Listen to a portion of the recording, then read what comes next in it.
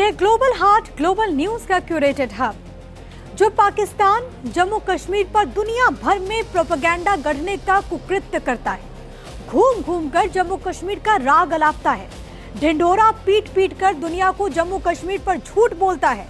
आज उसी पाकिस्तान के अवैध कब्जे वाले जम्मू कश्मीर की आवाम सड़कों पर है।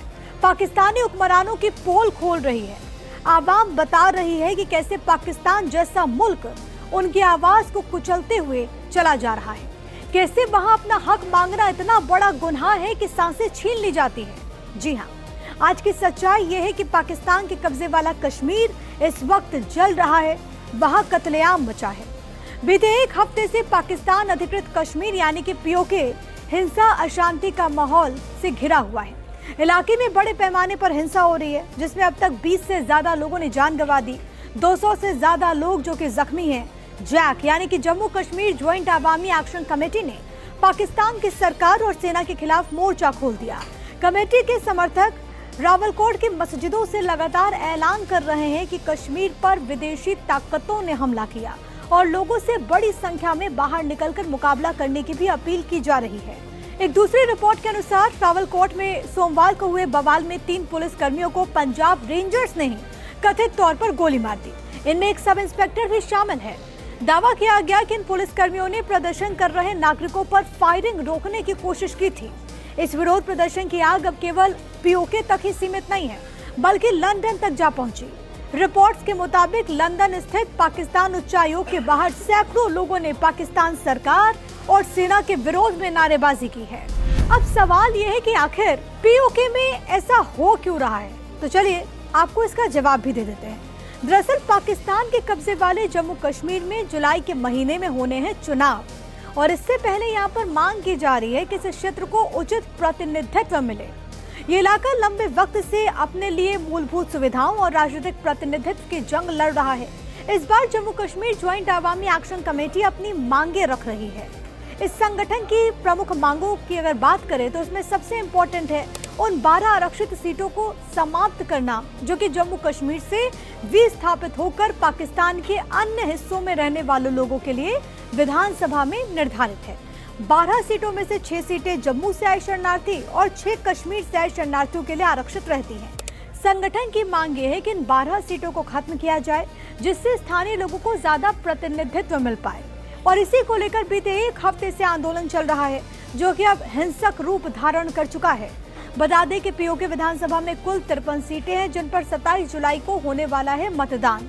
इनमें से 45 पर सीधे चुनाव होता है, यानी इसका मतलब कि जनता उम्मीदवारों का चयन करती है। बाकी की जो 8 सीटें हैं वो महिला, तकनीकी विशेषज्ञ, धार्मिक जानकारों के लिए रिजर्व हैं। विवादित 12 सीटें इन्हीं 45 सीटों का हिस्सा है।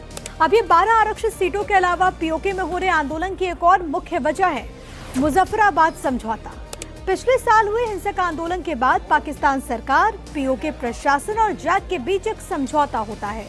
लंबे समय तक चले विरोध प्रदर्शन के बाद सरकार ने आंदोलनकारी संगठनों की कई मांगों को पूरा करने का वादा किया था और इस समझौते के अंतर्गत गेहूं, बिजली पर सब्सिडी, आंदोलन में मारे गए लोगों के परिवारों को मुआवजा, प्रशासनिक सुधार, बुनियादी ढांचे का विकास, शिक्षा, स्वास्थ्य सेवाओं में सुधार समेत कई जनहितैषी घोषणाएं सरकार की तरफ से की गई थी। लेकिन जैक ने सरकार पर यह आरोप लगा दिया कि उसने इनमें से एक भी मांग अभी तक पूरी नहीं की और इन्हीं वजहों से संगठन आंदोलन कर रहा है। अब पाकिस्तान की सरकार मिनरल से भरे हुए इस इलाके को नजरअंदाज करती रही है।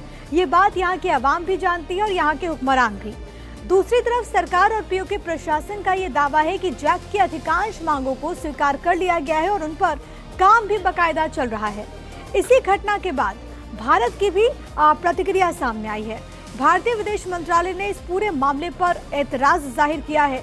एमईए के प्रवक्ता ने कहा कि हम पाकिस्तान के कब्जे वाले जम्मू कश्मीर के अलग अलग इलाकों में हो रहे विरोध प्रदर्शन और वहां पाकिस्तानी सुरक्षा बलों की तरफ से निर्दोष नागरिकों पर की जा रही बर्बरता की रिपोर्ट्स देख रहे हैं। ये पाकिस्तान के दमनकारी रवैये, राजनीतिक दमन, आर्थिक शोषण और इन क्षेत्रों से संसाधनों की लूट का स्वाभाविक परिणाम है। पाकिस्तान को इन मानवाधिकार उल्लंघनों के लिए जवाबदेह ठहराया जाना चाहिए। विदेश मंत्रालय ने इस बात को भी दोहराया कि पूरा जम्मू कश्मीर, लद्दाख जिसमें पीओके और गिलगित बल्टिस्तान शामिल है, भारत का भिन्न और अविभाज्य हिस्सा है। भारत ने पाकिस्तान से इन क्षेत्रों को तुरंत खाली करने की भी मांग की है। दरअसल पीओके की बात करें तो ये वो इलाका है जब 1947 में ब्रिटिश भारत में बंटवारा हुआ। यहाँ भारतीय स्वतंत्रता अधिनियम ने रियासतों को 3 ऑप्शंस दिए। इनमें भारत में शामिल होना, पाकिस्तान में शामिल होना और स्वतंत्र रहना। तब के जम्मू कश्मीर के शासक महाराजा हरि सिंह ने 26 अक्टूबर 1947 को भारत में विलय के डॉक्यूमेंट पर साइन कर दिए। ये डॉक्यूमेंट भारत सरकार अधिनियम 1935, भारतीय स्वतंत्रता अधिनियम 1947 और इंटरनेशनल कानून के तहत कानूनी रूप से मान्य था। ऐसे में तकरीबन 560 रियासतों ने बिना किसी घटना के ऐसे डॉक्यूमेंट पर उस वक्त हस्ताक्षर कर दिए थे। मामला तब बिगड़ा जब पाकिस्तान ने अक्टूबर 1947 को इस पूरे इलाके में कबायली लड़ाकों को भेज दिया और मई 1948 में अपनी नियमित सेना को भी वहां पर भेज दिया। ऐसे में 1949 को यूएन की मध्यस्थता से युद्ध विराम होता है। सीज फायर लाइन ने इलाके को बांट दिया और इसके बाद 94 में भारतीय संसद के दोनों सदनों में सर्वसम्मति से एक प्रस्ताव पारित हुआ। इसमें साफ कहा गया कि जम्मू कश्मीर भारत का अभिन्न अंग है। मांग की गई कि पाकिस्तान अवैध कब्जे वाले इलाके को तुरंत खाली करे। पीओके 2 हिस्सों में बटा हुआ है। इनमें एक आजाद कश्मीर, कश्मीर और गिलगित बाल्टिस्तान शामिल है। इसे 2009 तक नॉर्दर्न एरियाज के तौर पर जाना जाता था। मुजफ्फराबाद एजेके की राजधानी है। इसमें 3 डिवीजन है। इसमें मीरपुर, मुजफ्फराबाद और पुंछ के तहत 10 जिले आते हैं।